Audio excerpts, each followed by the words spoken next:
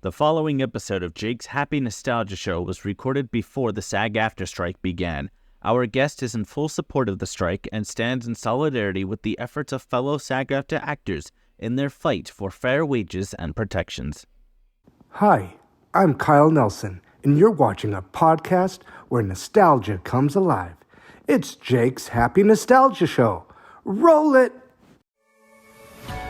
Welcome to Jake's Happy Nostalgia Show, the podcast where nostalgia comes alive. Since July of 2021, Jake and his friends have interviewed professionals in the worlds of acting, directing, writing, puppeteering, and many more. Who will they be chatting with in this week's interview? Find out in this Jake's Happy Nostalgia Show episode. Hey everyone, welcome to this episode of Jake's Happy Nostalgia Show, where nostalgia comes alive. Happy to be here with us today. I'm your host, Jake Deffinbaugh, bringing to as always our co-host, Chris Bixby, and Matt Bingel. How you guys doing? Doing good. Doing good. Hello, everybody. How are you, Jakey?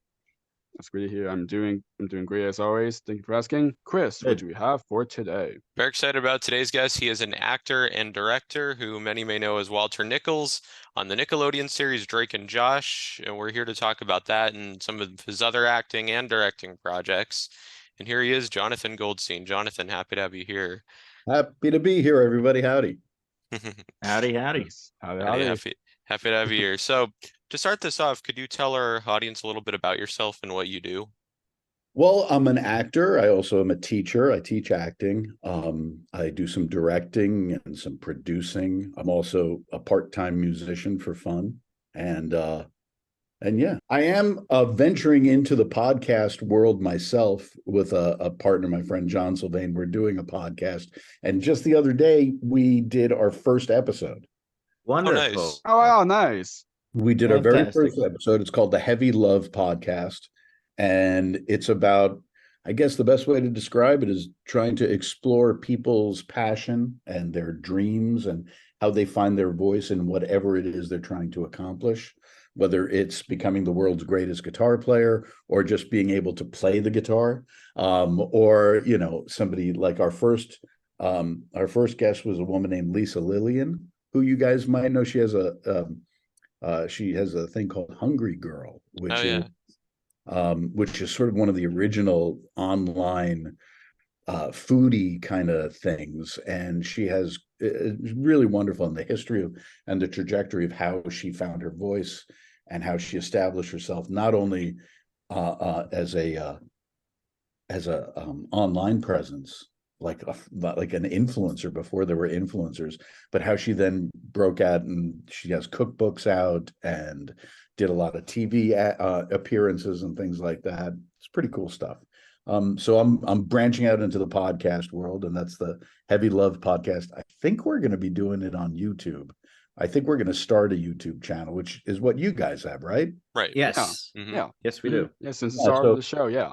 Yes, Absolutely. that's kind of what John's taking care of that, because I am really illiterate when it comes to like my online presence is questionable. I do have an Instagram page, and another thing that I'm doing is I think what I'm going to be doing is a TikTok thing about called Motoring with Johnny Go, which is going to be me on road trips, me and my dog on road trips around the country.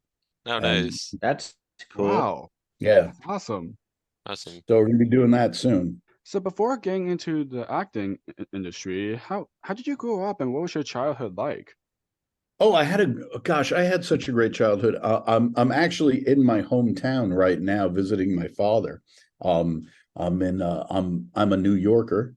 I was born in New York and I lived on Long Island in a town called Port Washington, and I'm there now. I'll be leaving soon, real soon, and but I'm visiting my dad, and it's this wonderful little town on the North Shore of Long Island with the really great school system and a really great arts department within the school system. So I was a little kid who didn't know what the hell he wanted to do and was unsure of himself and confused and scared. And as soon as I found theater, you know, it changed everything for me, and it kind of saved my life. And that all happened here in Port Washington. So I found great friends who I'm still close with. And yeah, and so it was a really good upbringing. I liked it. Definitely. Wonderful. So I'm curious, how did you get into acting?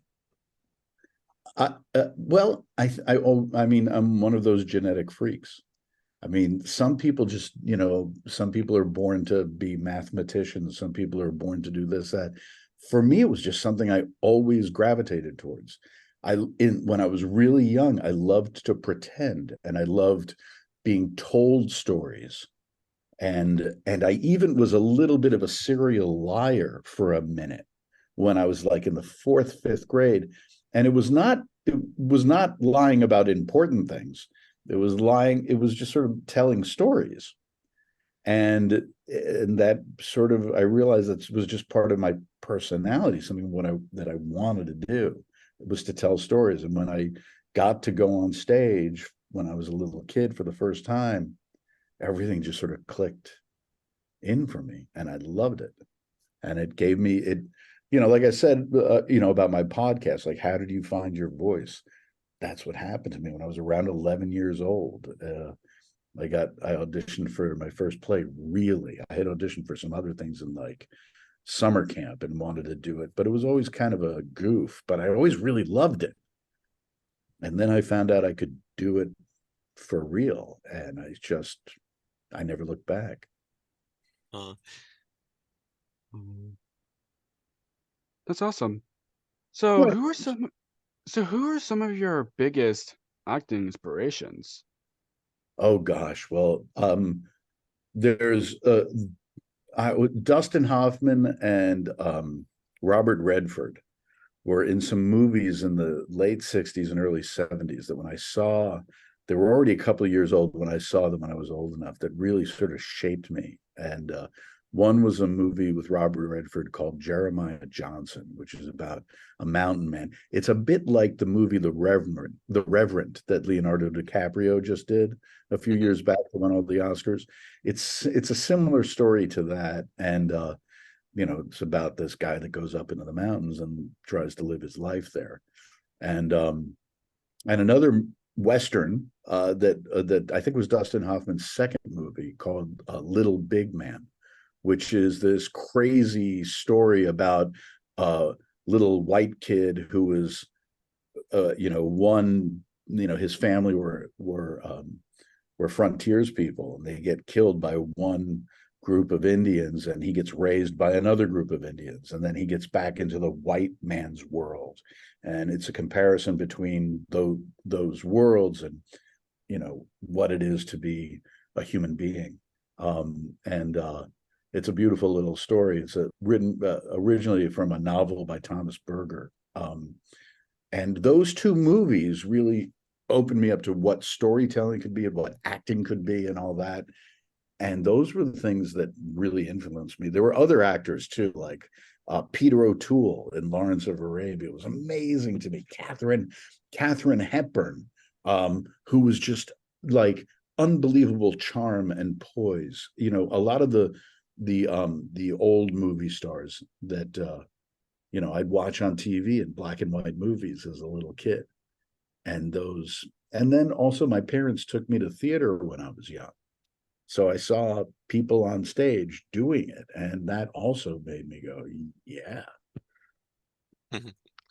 Definitely. So now, of course, your most known acting role is playing Walter in Drake and Josh. What was the audition process like for that role? Well, I get a call. I think back then we had emails. I think I got an email from my manager, and they were like, here's an audition for you. And it was a scene between Walter and Josh, a father and son scene. I don't really remember it too clearly, but I remember working on it. I remember really sincerely working on it. And I went in and I did the audition, and then a couple months went by and completely forgot about it, and then got a call from the agent, from the manager, who said, hey, remember that Nickelodeon thing you auditioned for? They want you to come in for a callback. I was like, okay, great. Worked on the piece, went into Nickelodeon, and didn't realize it wasn't just a callback, it was the callback. So I had never thought of myself as a TV dad at that point at all.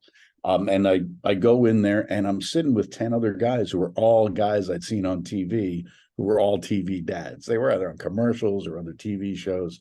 And I'm sitting there looking at them like, oh God, the heck am I doing here? This is ridiculous.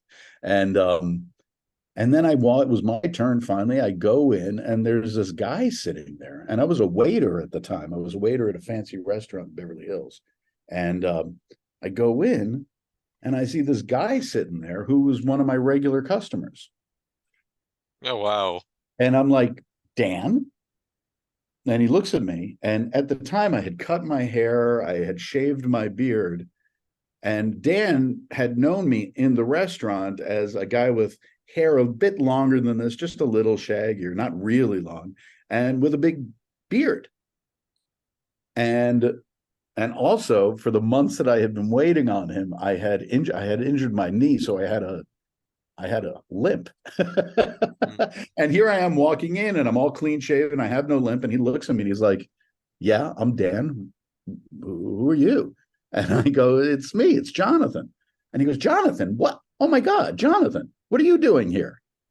And I said, well, you called me here. What are you doing here? And he was like, well, this is my show. So Wow. after he hadn't realized that he had called me in, and because it didn't look like me on the audition tape that he saw. And then I did the audition. I actually messed up pretty in one point, and we all had a good laugh, and I started again, and it was very personable and fun. And I left, and then as the story goes, I was sitting in a meeting at my restaurant. This is sort of a long-winded story, guys. I'm sorry. No, that's okay. No, it's okay. I'm a bit long-winded, but I'm sitting at a meeting in my restaurant to teach waiters how to be better waiters. I was a trainer, and I forgot to turn my cell phone off, and it rings. It was my manager, and I'm sitting next to my boss, my general manager. And I pick up the phone. I'm like, I can't, is it important? I can't talk because I'm in the middle of a meeting. I had to teach waiters how to be better waiters.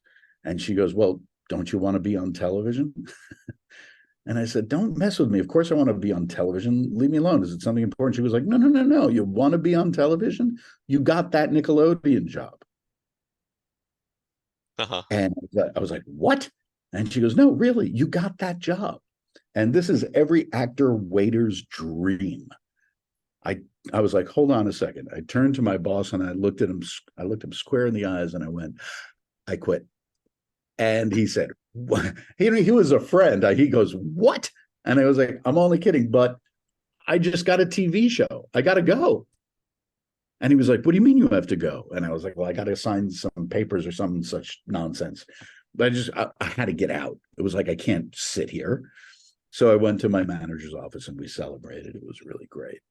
And it turned out that actually Dan took the tape home, showed it to his wife, and was like, okay, who do you think should get the part? And she was like, that guy. And she picked me. And he was like, you know who that is? And she's like, I don't know, some actor. He's and she was like, no, that's Jonathan. That's our waiter. And she was like, wait, that's the waiter? That's Jonathan? I was like, they had told me that they had always wanted to do something nice for me because they thought I was like a great waiter, which I appreciate. But frankly, I was kind of a son of a bitch. But I mean, my philosophy about waiting tables, which is a respectable job, always be nice to your waiters and waitresses, my friends. Oh yeah. Yes, absolutely. It shows. Tip your waiters. Yeah, tip them too. Be nice to them. Well, some places you don't have to tip, but Sometimes it's nice too. Yeah, sometimes it's nice too, but be aware of it and all that kind of stuff. But anyway, yeah, that's how I got that job, and that's sort of how that went down, which was great. Yeah. It's crazy how worlds collide like that. Yeah, I know. Oh my gosh, absolutely. Really is. Now, at that time, as the series kind of went along, did you have any idea that Drake and Josh would become as iconic as it is now? Oh, hell no. I mean, it was this. Listen, you got to understand where we were in history, and like the 2 years before I got this job, I didn't even know what the hell Nickelodeon was, guys. to me, I was already an adult. I was like, I don't know what it's a kids thing. It's kids stuff. I don't know. A friend of mine had gotten a job on Nickelodeon, like I say, 2-3 years before this. And I remember thinking, like, because I'm a jerk, she was like, "Oh, I got this job," and she was super excited. I'm like, "On you got a job on Nickelodeon? Big deal." Like real snotty. And I remember that so well. What a jerk, right? And then when I get the job and I learn what the thing is, I'm like, "Oh, ooh, I should apologize to my friend. This is nice." But it wasn't really even on my radar as a thing. So it was kind of weird getting it. It was like, wait, what am I doing? It's a TV show on cable? What? I didn't understand what it was. I mean, I'm sure I understand it now. And it was really interesting. Things were very different. Even back then, that wasn't that long ago. But, when I was a kid, to have good ratings on a TV show, that meant like 20 million viewers. Right. Yeah. And Drake and Josh was having a few million, and it was this big breakout success. But that's because the industry ecosystem changed, and the way people watch things changed. But it's still, don't get me wrong, super cool. God, I had my own parking spot. It was great. Nice. So what's it like meeting the rest of the cast and crew for the first time on the first day? As I recall, everybody was really happy. It was like everybody had a job. I think for Drake and Josh, it was a bit of a milestone because before that, they had just been, not just, but they were on they were on the Amanda Bynes show. They were on. Yes, that's right. And that's how the show sort of developed. There was one of the writers turned to Dan and was like, "Those two, that's your next show." That's at least a story that I know. I don't know if it's true or not, but I think it is. But yeah, and he wrote the pilot. Lisa just told me this. He wrote the pilot on an airplane while they were going to Hawaii, right before they were married. So he just kicked it out on an airplane in a couple of hours.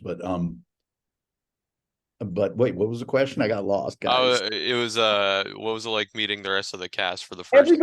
It was wonderful, and everybody was super happy. Miranda was like this little girl, and she was sweet as can be, and her mom and dad were there, and they were super duper nice. Everybody was so excited and happy, and I met Nancy Sullivan, who played the wife, Audrey, and or the mother, rather, I guess, mom, and she was wonderful, and we got on great. It was really super duper fun. It was a lot of fun. Well, I think at that moment in time, it was perhaps the best job in the world because everybody was so positive and excited about doing it, and it was great. Definitely. So I'm kind of curious, are there any like Drake and Josh episodes that stick out as some of your favorites? Guys, I don't know. I think I never consumed the product, right? People are astounded by that because, first of all, it was a kid show. I was already an adult, right? Yeah. Although it felt a lot like a primetime show from my generation. Like I would have watched that as a teenager when I was a kid. It had that feel to it, right? And I think that's what Dan and the writers were going for. But I watched some episodes, but for me as an actor at that point, I was there, right? So I saw a lot of it. I experienced it firsthand. So for me, watching it, although I know the guys watched it all the time, they watched their episodes and other people watch it. I don't watch the work that I do usually unless I have to.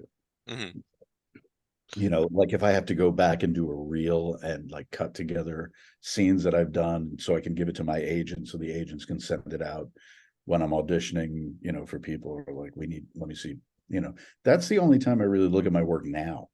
And by then I'd already sort of grown out of like, ooh, I love everything I do. But I'd seen a bunch. I think to answer your question, I think my favorite episode, doing and being in, was the storm episode. Oh yes, that's a Because classic. Oh Yeah. yeah. and like everybody was there, and because it was such a great group of people, everybody was super awesome, and it was, I'm not just saying that, and it was Right. a lot of fun, and everybody was so funny, and I desperately wanted to be in that last scene where Helen sing, they sing "We Will Rock You," I think. Yeah. I was Mhm. like, I so wanted to be in Iconic. that, and then was like, but it doesn't make sense. You're out in the cold, and I was like, oh, I got to be there. I remember, but it was super fun, and like there's a scene at the end. This is a really great memory for me where, oops, sorry about that. Where, when Walter is like some thugs come and they take his clothes and he's standing out in the rain. Yeah. You know what I'm talking about? Hmm. While we were shooting that, Miranda and her mom, Chris, had gone out to dinner like at two buildings over. And they came back while I was getting squirted with water. And I'll never forget them standing there watching and laughing at me while we were doing it. It was a great moment. It was a lot of fun.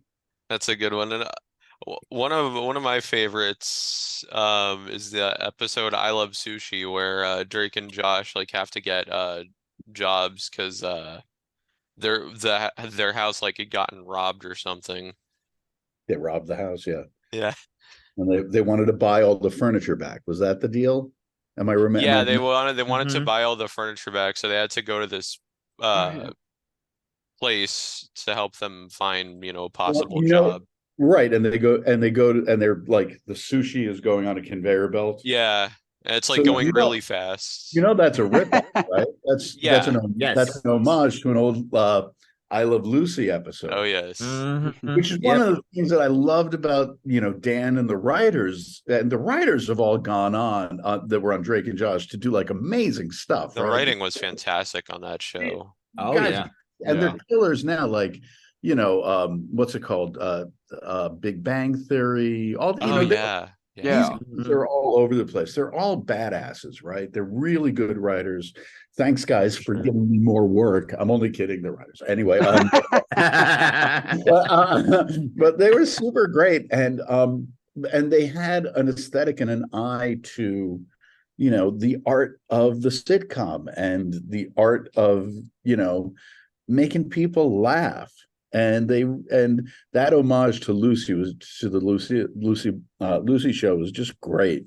Like the first day on the first on the pilot, the second pilot with me in it, the writers came up and they were like, so who was your favorite character when you were a kid? Who do you like? And I was like, which sort of is the question you asked before, and I sort of answered it in a hoity-toity way. But as a little kid, Don Knotts, you know the Andy Griffith Show? Yeah, of course. Yeah. Yes. Yeah. So Barney Fife, the deputy, to me, he made me laugh all the time. I loved him, right? Mhm. And so I was like, he's kind of, I love that character. That made me laugh. And that's really where I think they were like, oh, he wants to be a fool. So they made Walter kind of a fool. I mean, I think he was destined to be a fool because that seems to be in sitcoms the nature of the dad, is to be sort of the silly, fun thing, right? In the show. But yeah, I think they ran with that. They were like, okay, we got this guy pegged. So that's why Walter was always kind of like, huh? Oh, Walter. Oh my gosh. I actually remember one of the episodes I remember watching. It was a Treehouse. Oh, that's yeah. another classic. Yeah. Yeah. Yeah, that was a fun episode. And they Yeah. the thing collapsed in slow motion. Right. They Yeah. couldn't get it to go fast. I think that's a story that people know about. But that was fun. That was like a big production number. I think they wanted to do something like that in the first season, and they were like, nah. And then we got super popular, which was like we were talking about before. It was really weird when suddenly it was like we're famous. I didn't know, know. yeah. It was weird. I like going to parties and like adults not having a clue who I was, but if a kid was there, they'd be like, and the adults would be like, why the hell is my kid looking at you? What's going on here? It's like, Yeah. Oh my god. I know, yeah, and Drake and Josh won a few Kids' Choice Awards, I think, as well. Yeah, we sure did. Yeah. Yes. It was super. That was crazy. The first time I went, man, I walked into the arena. I don't know, it was somewhere at UCLA, I think. Walked into the arena, and it was this big, sports arena. And I walk in, and everybody starts screaming. And I'm looking around. I'm like, who the hell are they screaming at? I'd move. They'd scream. I'd move. They'd scream. It was this. It was so intense, and it took me a moment to realize that I was a thing. Yeah. And listen, I'm not really famous, but those moments, Right. I'm not like freaking Johnny Depp or Tom Cruise, for God's sake. But for those, but for those moments, it was like, oh my God, the like sheer power of it was crazy. But it was fun. Those were really, really good times. And the Kids' Choice Awards were always like, Oh, yeah. so intense, man. It was the hottest ticket in town. It was such a big deal to get in, Definitely. Yeah. Absolutely. And the Kids' Choice Awards were really fun to watch on TV. Like we watched a bunch of them growing up. And they was just was it a fun experience for you guys? I mean, some of the performers absolutely. Some of the guys, like I saw Justin Timberlake, I saw Miley Cyrus. I think she was still like, it was before she was really Miley. She was still kind of Hannah Montana. I think. So it was like all really interesting. I saw so many things. It was really intense, man. So it was cool. It was really cool. Did you ever get slimed at the Kids' Choice Awards? I got up and accepted an award, and they had just slimed somebody, and I slipped in the slime and fell off the stage. And I fell on a kid, and this kid saved my life. I hope the kid's all right. I don't know, but it was really scary. I think Miranda slipped and fell too, and we managed to right ourselves and go accept the awards and get off stage. Oh my gosh. Oh my God. And my manager, who's an old dear friend of mine, she had it videoed. She, had her DVR set, so she still has the footage, and we'll go and find the footage because you can't really see the fall. It's not, you could see it when you were in there because I totally did it, but the camera angles, you only see me just sort of like wiping the screen, and you don't see me like really wiping, falling on the kids. But it's there, you can see me go, and she loves that. Johnny fell down. So it was pretty funny, and I think, and it's so cool, like this sort of brush with fame. It's like, I got to meet Brandon Fraser, like, who's like so cool. Brendan Fraser, I'm sorry. And yeah, so he gave us the award. It's like, what? This is so cool. Wow. Yeah. Absolutely. So you've also did Drake and Josh also did some specials, including Drake and Josh Go Hollywood and Merry Christmas, Drake and Josh. Was it now it was longer, obviously, because there's specials, but other than that, was it any different than recording just a regular episode?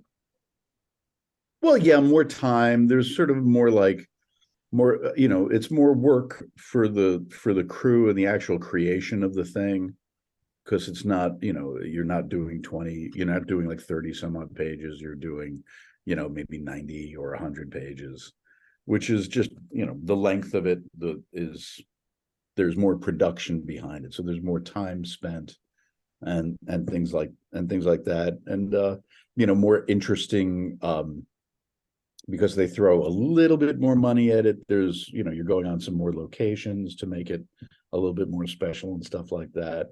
I was always secretly hoping for Drake and Josh Go to Hawaii. I really Oh wanted. my Oh my gosh. gosh. Ooh, That that'd would been be I cool. would that have would have been loved that. That would have cool. been great. That'd be Right. awesome. And you know the Brady Bunch thing where they go to Hawaii? Yeah, yeah. Yeah. Like, Mhm. God, guys, this is just perfect for us. We should do it. And I think Dan wanted to do it, but it never, for some reason, it never happened. I'm sure it had something to do with money. You know, but it would have been so great. And it would have been full of all of those things that they did with the Lucy show with the, the shrimp instead of the chocolates and all that. They would, there could have been so much fun stuff. And I could have gotten a free trip to Hawaii, which is really what it's all about, my friends.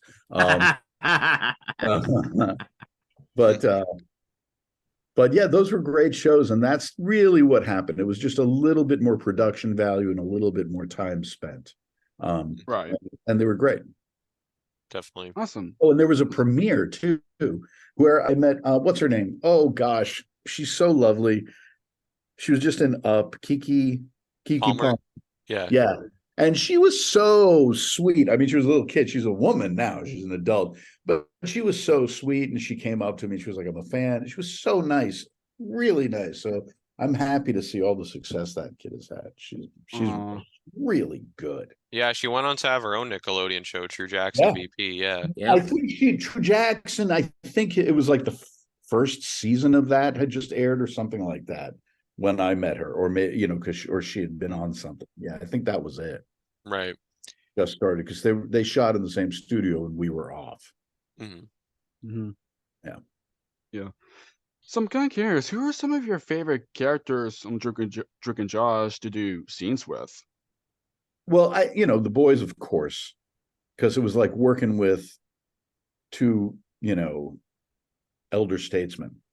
They came to that show with so much experience and natural raw talent, the two of them, that working with them was always, which was interesting because I was an old theater guy. I had just started doing camera work, and I was very, very nervous about camera work. I'd only had a little bit of experience, even though I had tons of experience on stage. So it was sort of foreign to me. And they were so natural and poised, even for like a couple of 14-year-olds. Like I was on, I think one of my first scenes with Josh, I was super nervous, and I've always had trouble with lines, and the line thing is really funny because the more nervous you get, the worse you get at it, even if you already know the lines. So the nerves, like, you go down this rabbit hole, and I was going down this rabbit hole, and Josh turns to me and he goes, and at that time, he had that high squeaky voice, and Yeah. he was like, take it easy, it's gonna be all right. He started calming me down. I'm like, thanks, man. He's like, yeah, just don't worry about it. It happens. They can, they'll cut, they'll just keep going. Everything will be fine. And I'm sitting there and I'm like, he's calming me down. I'm like, oh, thanks, man. And then I'm like, holy crap. This 13-year-old is telling me to calm down. What is going on? And he was so right. He gave me really good advice. And we finished the scene and wrapped, and it was really good. So it was a very interesting, all right, Mr. Adult, you don't know everything. Why don't you watch these kids? Then you'll learn from them. And boy, did I. They were really great. And Miranda. I mean, I loved having scenes. I loved those scenes. I loved the relationship that developed between Walter and Megan. It was, to me, it was just wonderful. And we got on. She was a great little kid, and we got on really well. And we used to hang out and hang out with her and her mom too, and her dad when he was around, because the two of us would always be waiting. And unfortunately, even though Nancy and I got on great, like a house on fire, me and Nancy Anderson, not Nancy, Nancy Anderson is another friend of mine, but Nancy Sullivan, she and I just hit it off right away, first episode. And it's really funny because there are these rumors that we're married, which is really weird. I mean, I guess not. People want what they want, right? Yeah. And we had really good chemistry, but we hardly ever worked together. Because if you notice in most of the episodes, either the Walter's there or the mom is there. It's like every second or third episode where they have both of us there. Yeah, because usually it's in scenes where like, all right, we're going out, watch Megan or something like that. Right. So it's usually one or the other. So we actually didn't work together as much as we would have liked to. Right. But I gotta say, I think for me, short answer to a short question, or a long answer to a short question, is I think the Megan relationship, Walter and Megan, was the most fun for me to play, because that was just, she was the boss, the little kid was the boss, and Walter, always the boob. Yeah, right. Yeah. Right. And again, talk about another actress who's gone on to do wonderful things. Oh yeah. iCarly. Yeah. It was so great to see her trajectory, and she's a lovely kid, and always really, really sweet. Definitely. Yeah. Definitely. So, do you keep in contact with any of your Drake and Josh co-stars? No, I don't really like any of them. I don't got time for that riffraff. No, they're really busy. I'm really busy. I see Nancy periodically. Drake lives nearby, so I see him from time to time. Oh, nice. Last time I saw Miranda, I think we were on the freeway. I was headed to a concert with my manager, and we were driving along, and I turned, and Chris and Miranda were in their car, and we saw each other. It was like, hi, how you doing? So I think that's the last time I saw her. Josh, I think a couple of years ago. It's been, and he's busy, and he's got 2 kids now and all that kind of stuff. So he's out doing his own thing, and writing and acting and all that kind of stuff, which was always his intent. He always wanted to be a serious actor, and God bless him, he's really made it happen. Definitely. Absolutely. So aside from Drake and Josh, you've appeared in lots of other TV shows and films, one of which being the movie Teacher of the Year, starring Michael Key. Yeah. What was it like working with him on that movie? I never saw the guy. I was in scenes with the lead actor, who's a great actor. Oh shoot, you caught me with my pants down. What's his name? The lead actor in that movie. Matt Letcher. Yeah. Yeah, that's it. I worked with him, and he was really like, my recollection of him was ease. It was super easy. And it was kind of a shoestring budget, and everything was on the fly, and the director was sort of like, he was a teacher, and he was shooting in his high school, and it was like in the high school that he used to work at, and everything was sort of he was putting it together sort of patchwork, which is how a lot of small films are done. But Matt was just cool and easy, and everything was fine. As soon as we started shooting, the temperature, not that it was a tough set, but the temperature just went down, and we got to work on the scene, and it was great. I really enjoyed it. So one of your most recent TV credits was in another Nickelodeon series, which is a Henry Danger spin-off series, Danger Force. Can you talk a bit about that? That happened. That was sort of a wonderful sort of godsend, because it happened during the pandemic. And I played Santa Claus in that. The wacky kids shoot down Santa Claus by accident, or somebody shoots, on Christmas Eve, and then they have to go find Santa Claus. So I'm running around in a Santa Claus suit. And it was ridiculous and good fun, except for, it was great to get out of the house. And, and I worked during the pandemic. A lot of people couldn't get work. I got a couple of jobs and was able to get out of the house, which I'm forever thankful for. But the industry really kept everybody locked down, even on set. So they put in all these protocols. So usually, and I knew people on that set. A lot of the people on Henry Danger were folks that worked on Drake and Josh, right. or worked on iCarly. And because Henry Danger was also Dan's. It was a Dan's show, right? Yeah. So a lot of the production team was all the same. So these were all old friends of mine, and wonderful, just wonderful crew. I mean, I got to spend time with hair and makeup a little bit more because they had to turn me into Santa Claus, and Right. my old friend Michael was there, and he was taking care of me, the poor guy, because I'm such a pain in the ass.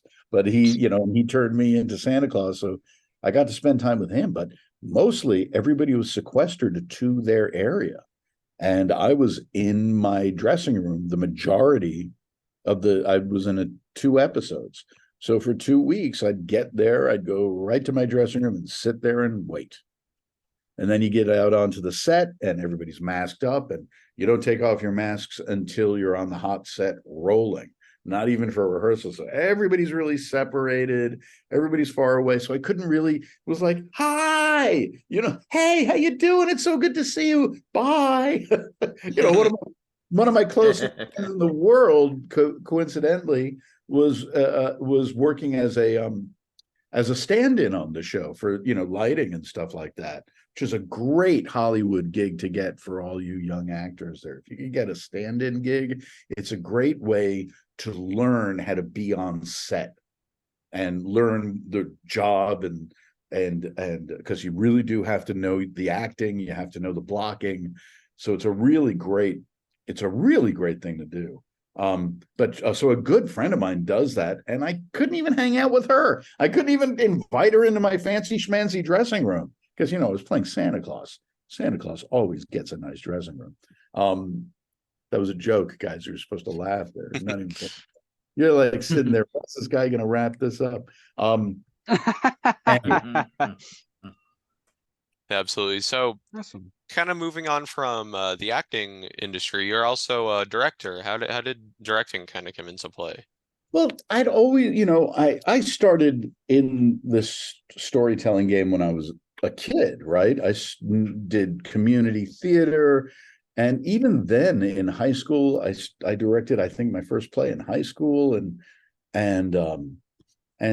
it's just a part of it, a part of the understanding of it. And I've been doing theater for years and had directed a bunch of theater pieces, and to certain varying amounts of success. I think I got to be a better director, and then Dan gave me the opportunity to direct a couple of iCarlys, and that was super fun. And I just directed a short film last summer that we're just finishing up now. It's about a 10-minute film called Rock Blocker, and it's about I can't tell you what it's about. It's sort of a throwback, sort of not zombie but like vampire thing that's super fun. And that so it's just another form of expression. It's another way to tell stories. So I really enjoy it. I have a great writing partner. He really does the writing. I'm the crazy idea guy. And he's wonderful. And we have this, like, we're doing this podcast together that I talked about, Heavy Love. And yeah, what was the question? Where am I? I got lost again, guys. I gotta stop. Just kind of asking how directing How kinda directing came in. any control freak who's in theater wants to direct at some point or another. Right. Definitely. So you're also a musician. Can you talk a bit about that? Well, I play guitar, I play piano, I play the harmonica a little bit. I write songs. And it's, once again, it's another like great form of expression. It's a great team sport. I love playing with friends and just kicking around. I did it a lot for a long time. And early on, like when I was in my 20s, I think I think it was in my mid-20s, I got offered a record deal and made the mistake of turning it down because it was a bad deal. But all things being equal, I look back and I go, I could have, if I had a record deal, I might have been able to squeak out maybe an album or two, of good music. But yeah, I love it. It's super duper fun. It's a great way to express oneself. It's a great way to have community with people, and it's a great way to have fun. I don't know if you can tell, that's a theme for me. I like to have fun. Oh yeah, As you absolutely. should. As you Yes. should. Now, in recent years, as you mentioned earlier, you've directed amateur youth theater. How'd you know What's about that that? like? That's crazy. Amateur We've, youth. we, It's great. It's great. It's super great because I find one of the things that I love to do, which sounds kind of weird and creepy, but I love going to high school plays, high school musicals, high school plays. And one of the reasons why is it's like a great place to see courage. You know, you see these kids get up on stage, and my favorite thing is when somebody forgets something or something goes wrong. And there's always some kid that's got the sense to keep it together. And when those moments happen, when everything's going wrong and somebody on stage or a group of actors on stage make it right, that's very exciting to me. And it's courageous to me.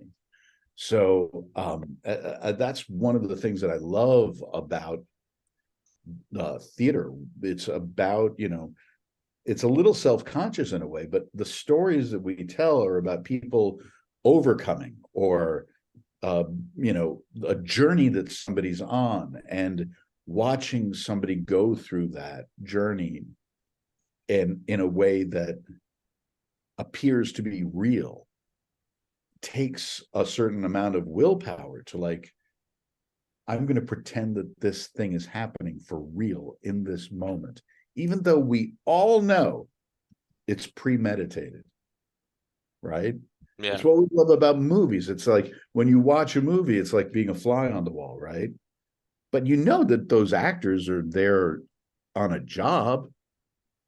Somebody put that light over there to give you that shadow. You know that somewhere deep down, but the power of pretend, whatever we're all doing, the agreement, like what do they say for the audience? It's what's it called? Suspension of disbelief, right? This agreement that we all make to believe whatever the hell we're seeing in front of us. That's sort of magic in itself. To answer your question, also, we do deep dives on this show. We Oh, yeah. we go deep. Absolutely. You go deep. How deep can you go? When you're talking, and honest to God, when you're talking about Drake and Josh, really, how deep can you go? Right? That's true, right? Yeah. Mm-hmm. What is the existential scratch that is being itched with Drake and Josh? Is it a brother's love for, I don't know. Anyway, go ahead. What were you? No worries. No worries. We can talk about like next 10 Mhm. minutes. Just keep on going on about it. Good. So It's water. It's not vodka. Right. So we're clear. Don't it's drink. good to let the viewers know about that. Right. Yeah. So since we're kind of starting to wrapping up soon, to anyone watching or listening, what would you like to say to those who have been supported you throughout your career, like for example, Drake and Josh, and a lot of things that you've done? Well, I'll tell you, it's interesting, when you start in this business, you think of what's important to you and what it's going to be like if you're lucky enough to be successful. One of the greatest gifts I've ever been given is Drake and Josh. And when somebody turns to you, looks at you and realizes who you are, because people don't recognize me usually. They have to, like, what do you do? I'm an actor. Have I seen you in anything? And it's like, yeah, I was the dad in Drake and Josh. And especially kids from 20 to 30 years old, they know who I am. Once they know who I am and they see it, right? They hear my voice or they see it in my eyes, because I'm an old guy now, right? And they look at me and they see it, and that reaction, that moment, and usually it's followed with something like, oh my God, you were my childhood. And now, of course, no, I wasn't. But on the receiving end of that appreciation You know, when you get that's, I mean, I hate to say it, but it's better than money. You know, it really is. It's so wonderful to have the privilege of being a part of somebody's life in a way like that, where you're automatically somebody's favorite uncle. You know what I mean? It's that feeling, like, I love you and I trust you. I don't know who the hell you are, but I love you and I trust you. And it's like, wow, you feel a whole lot of love coming towards you. And that's a huge gift. And if there's anything that I crave, because from the fame and any of that, because it is weird and all that, it is a weird thing, and it is very addictive and seductive. But what I love the most is that moment of love. It's like giving people warm fuzzies, you know? Right, yeah. Suddenly they're just like, when they figure out who I am, it's like, oh, I love you. And it's like, what the hell? But it's really beautiful, you know? So that's a big gift. I really enjoy that. I crave that more than even being recognized. Although being recognized is it's fun. I can't help but admit it. Well, I'm on Instagram. I think my handle is Jonathan L. Goldstein. I don't know, just all one word, JONATHANL Goldstein, GOLDSTEIN. I think that's right. Yeah. And you can check out my Instagram page. Is that what you call it? I don't even know what the hell you call it, guys. Yeah. Yeah, Instagram page. Page. Yeah, so you can check that out. And there are going to, that's going to be where I'm going to be launching the Heavy Love podcast from. So there'll be information. I do believe Heavy Love with Jonathan Goldstein and John Sylvain will start broadcasting from Instagram to direct people over to YouTube. And like I said, I'll probably be doing my traveling show, Motoring, with Johnny Go and Martha the Wonder Dog. Oh, do you guys want to meet Martha the Wonder Dog? Oh, sure. Sure. Oh, yes. Let me get behind one of these mushrooms and go get her. Hold on. Hey, come here, Martha the Wonder Dog. This is my traveling companion. And she's magical because she appears and disappears at will. There she is. So we've been traveling the country. We've been traveling. She's gone and she's back. We've been traveling the country together. We're on a trek right now. We started in LA. We're now in New York, and then we went to Chicago and then to New York. Now we're headed down south. We're gonna end up in Florida, and then after that we're going all around. I don't know where we're gonna be heading next, but and that's probably gonna be a TikTok thing, and it'll probably be Motoring with Johnny Go, if that hasn't been absconded away with yet. But all that information will be on my what do you call it? My Instagram page. That's what the kids are calling it, right? Yes, and links to Instagram will be down below for people to connect with you. And your podcast and TikTok. I appreciate it. Absolutely. So the last question that Matt's about to ask is a question that we ask all of our guests at the end. Go ahead, Matt. Thank you, Chris. So, of course, this podcast is called Jake's Happy Nostalgia Show. When you think of nostalgia, what do you think of? Or in your own words, how do you define the word nostalgia? Well, nostalgia is, good feelings about older days, about what came before, right? And one of the things that I feel nostalgic about, in terms of like what we're talking about in terms of TV and shows and stories and stuff, for me, it's sort of nostalgia about nostalgia.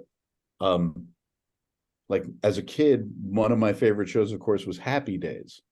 And Happy Days, of course, was a show that was about nostalgia for the 50s, back in the 70s, right? And Drake and Josh happened in the 2000s, right? Then the 2004, I think, is our first episode. So it stands to reason about 20 years later, there's a nostalgia for Drake and Josh, and it would be, it'd be wonderful to have some kind of I don't know if that'll ever happen, because I don't, them kids is crazy, I suppose. I don't know, but it would. I'd show up to a reunion because I think it's great. People always ask me, I'm like, I don't know, talk to those boys. I don't know what the hell, man. But that's, to me, nostalgia. That really warm feeling of looking back, not wanting to live in the past, Right. to sort of relive the past and the good feelings, the good things from back in the day that we can recycle and hopefully turn into something new. Definitely great words to end on. Absolutely. Well, Jonathan, thank you so much for taking the time to do this. This was a blast. Yes, thank you very much, for your own time to do this, and thank you so much for for what you've done for all those years, and for what you've done to be a part of our lives. Keep up your great work. Can I wait what's next for you, especially with TikTok, your podcast, and everything. So Yeah. Well, wish me luck. Looking forward for those. Wish me luck, man. Yes, absolutely. All right. Enjoy the rest of your day, Likewise. Jonathan. I'll let your agent know when this goes up. Okay, cool. Thanks a lot, guys. Take care. Yes. Thank And- you. and- too. yes. Yes, you enjoy too. the rest of your day. Thanks, guys. Yes. You too. Bye-bye. Thank Bye-bye. you. Bye. Take care. Take Bye. care, Jonathan. Bye. And it's goodbye from us as well, folks. We absolutely enjoyed our time with Jonathan Goldstein. Yes. Yep. Yes. Yes, he's so awesome. Yes. Also, we forgot to mention, check him out on Cameo as well. He's Absolutely. also on Cameo too. Yes. You can pay for him to do personalized shout outs like most of the talents on Cameo for birthdays, graduations, Birthdays, whatnot. weddings, graduations, whatever. It's fantastic. Yep. Check it out. This is not a paid advertisement, by the way. Though we wish it was. And No, and looking. We're not there yet. we're not there yet. We hope to be, Yeah. but Yeah. not yet. And keep your eye out, folks, for his podcast. It's gonna be upcomingly is going to be launched. And his Yes. TikTok, and follow him on Instagram. And Yes, Yep, and his yes, and if the podcast. podcast is not out yet, his social medias will be in the description down below. So when the podcast is announced, you can go there and check out all the information about it. And definitely check it Yes. out too. We're really Absolutely. excited about it. But Yes. once again, it's goodbye from Same us here. as well. Same Keep here. on the Yep. lookout for more wonderful interviews. And as always, what do you say, Jake? keep nostalgia alive. Take care, everyone. See you next time. Bye-bye. Bye-bye, everybody. Bye. Bye. Thank you for tuning in to another wonderful Jake's Happy Nostalgia Show interview. Be sure to follow Jake and the crew on social media and stream the show wherever you find your favorite podcasts. And as always, remember to keep nostalgia alive. Bye-bye.